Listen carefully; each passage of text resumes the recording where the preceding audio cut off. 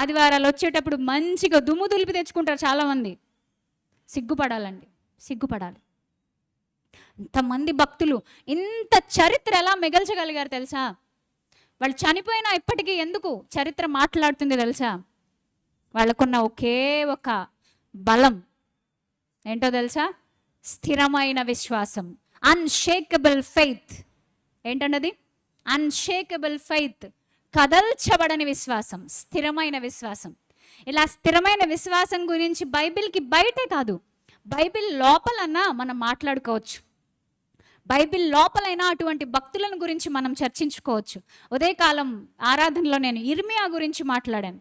ఇర్మియా క్రీస్తు పూర్వం 586, అలాగే క్రీస్తు పూర్వం 627 నుంచి 586 బబులోను చెరకు సంబంధించిన కాలంలో ఉన్నటువంటి ఒక భక్తుడు. 40 years మినిస్ట్రీ చేశాడు. అనేక మంది రాజుల్ని వాళ్ళ పతనాన్ని చూశాడు. ఎగుడు దిగుడు. మచ్చాలు ఎందుకు చెప్తున్నానో అర్థం చేసుకోండి, ఇంగ్లీష్ నేర్చుకోండి.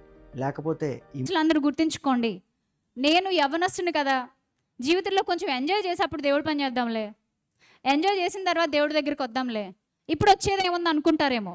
కానీ ఇలాంటి గొప్ప గొప్ప భక్తులు మనకి పాఠాన్ని నేర్పిస్తూ అంటున్నారు, మేము యవ్వన దశలో ఉన్నప్పుడే ప్రభువుని పట్టుకున్నాం అయ్యా, మాకు వేరే వేరే ఆశలు ఏం లేవు, వేరే వేరే చింతలు లేవు, వేరే వేరే బాధలు లేవు, ఉన్నదల్లా ఒక్కటే బాధ, నా ప్రభువు నాకు ఇచ్చిన పనిని నేను సంపూర్ణంగా నెరవేర్చాలనే బాధ. అది ఇర్మియాకుంది. అందుకే పేరు పెట్టేశారట ఆయనకి. ఏమని పెట్టారు? విలాపించే ప్రవక్త. విలపించే ప్రవక్త, విలాప వాక్యములు రచించినవాడు. ఆయన అద్భుతమైన సేవ చేశాడు. ఒక మాట నేను చూపించి నా మాటలు ముగిస్తాను. ఆయన గురించి మీరు నేర్చుకోవాలనుకుంటే 52 అధ్యాయాలు ఉంటుంది ఇర్మియా గ్రంథం. ఎవరైనా ఒక్కసారైనా చదివారా? ప్లీజ్ చదవకపోతే ఇప్పుడు నేను ఇచ్చిన ఈ ఇన్ఫర్మేషన్తో మళ్ళీ చదవండి, కొత్తగా కనిపిస్తుంది మీకు. అష్షూరు పతనము తెలుసు ఇర్మియాకి, బబులోని ఎదుగుదల తెలుసు ఇర్మియాకి. యోషియా రాజు ఏ విధంగా ఉన్నాడో తెలుసు, సిద్కియా రాజు కళ్ళు ఎందుకు ఓడబీకించుకున్నాడో కూడా ఇర్మియాకి తెలుసు. అన్నీ తెలుసు ఇర్మియాకి. అందరినీ చూశాడు, ఎక్కడా తప్పిపోలేదు. Unshakeable faith. ఎందుకో తెలుసా? ఇర్మియా జీవితంలో ఒక అద్భుతమైన సంగతి, నన్ను నిన్ను ఆకర్షించి నిలబెట్టే సంగతి. ఒక మాట చూసుకుందాం. ఇర్మియా గ్రంథము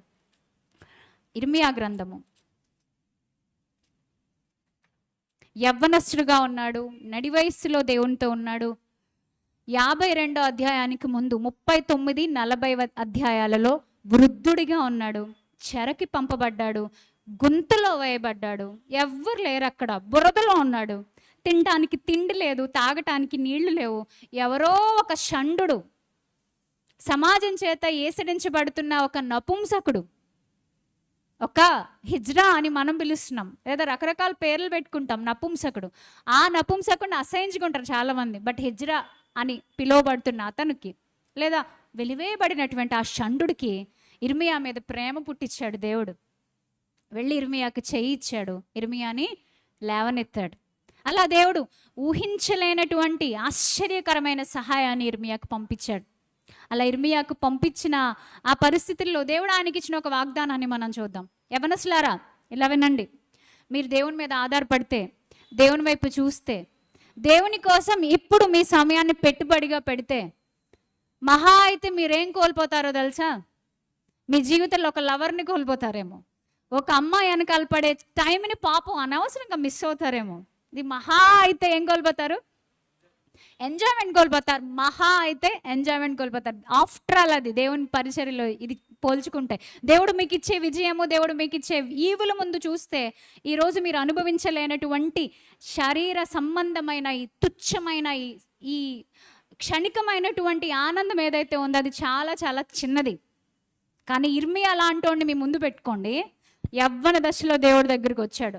అసలు అంటాడు, తల్లి గర్భంలో ఉండగానే నేను పిలుచుకున్నాను అన్నాడు. యవ్వన దశలో నేను చిన్నోడిని కదా ప్రభు అన్నాడు. అయినా పర్లేదు, నేనున్నాను కదా నీకు అన్నాడు. నిలబడ్డాడు, మాట ఇచ్చాడు, తప్పుకోలేదు, విశ్వాసాన్ని కాపాడుకున్నాడు. శ్రమలు వచ్చినాయి, కష్టాలు వచ్చినాయి, పరీక్షలు వచ్చినాయి, తిండి లేని పరిస్థితి వచ్చింది, తోసేసేసారు అందరూ. నో, ఏం మాత్రము కదల్చబడలేదు. ఏ మనసు? ఆయన మనసు స్థిరమైన మనసు. ఇర్మియా గ్రంథం 15వ అధ్యాయము. చివరిగా ఈ మాట చూసుకుని ముగించుకుందాం. ఇర్మియా గ్రంథం 15వ అధ్యాయము 16వ వచనం చూద్దాం ప్రియులారా. ప్లీజ్ యవ్వనస్తులేంటి అందరు చూడండి. ఒక ఒంటరి వాడికి, ఎవ్వరు లేని ఒంటరి వాడికి ఇంత ఆశ ఏంటి? దేని మీద ఈ ఆశ? ఒంటరిగా ఉండడం ఎప్పుడైనా తెలుసా మీకు? ఒంటరిగా ఉండడం మీకు రుచి చూసారా ఎప్పుడైనా? బహుశా మనం రుచి చూసామేమో. ఇర్మియా తినేశాడు. మనకంటే సీనియర్ ఒంటరితనంలో ఇర్మియా అంటున్నాడు ఇక్కడ 16వ వచనం, నీ మాటలు నాకు దొరకగా నేను వాటిని భుజించితిని. సైన్యములకు అధిపతి యెహోవా దేవా, నీ పేరు నాకు పెట్టబడిన గనుక నీ మాటలు నాకు సంతోషం, నా హృదయమునకు ఆనందం కలుగజేయుచున్నవి. సంతోషించి వారి సమూహంలో నేను కూర్చుండలేదు, ఉల్లసింపలేదు. కడుపు మంటతో నీవు నన్ను పంపి ఉన్నావు కనుక నీ హస్తమును బట్టి నేను ఏకాకినై కూర్చుంటిని. పైన ఏమన్నాడు 16వ వచనంలో? నీ మాటలు దొరికాయి, యవనస్తులారా వినండి, దొరికినప్పుడు తినండి. ఇర్మియా తిన్నాడు, విన్నాడు, దాచుకున్నాడు. అందుకే అన్షేకబుల్ ఫెయిత్, కదిలించబడలేనటువంటి విశ్వాసం ఆయన సొంతమైంది. ఈరోజు నువ్వు తినట్లేదు, వినట్లేదు, నీ హృదయాన్ని దేంతో నింపుకుంటున్నావో జాగ్రత్త లేదు. అందుకే నీ విశ్వాసం ఏమవుతుంది? కదల్చబడుతుంది, కొట్టబడుతుంది. చాలామంది అంటారు, నా వల్ల కావట్లేదు అక్క, నేను ఎందుకు అక్క పదే పడిపోతున్నాను, ఎందుకు మాటికి పడిపోతున్నాను? ఎందుకు కదులుతుంది నీ విశ్వాసం? ఎందుకంటే గట్టిగా బిగించి కొట్టలేదు, సుత్తి కొట్టినట్టు అంటించావు, జిగురుతో, అన్నం మెతుకులతో అంటించావు, నీ వెనకాలే ఊడిపోద్ది అది. తుమ్మితే ఊడిపోయే ముక్కు ఎందుకు మనకి?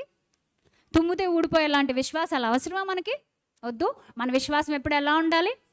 స్థిరముగా ఉండాలి. ఇర్మియా విశ్వాసం ఏ పరిస్థితుల్లో రాటుదేలిందో చూడండి.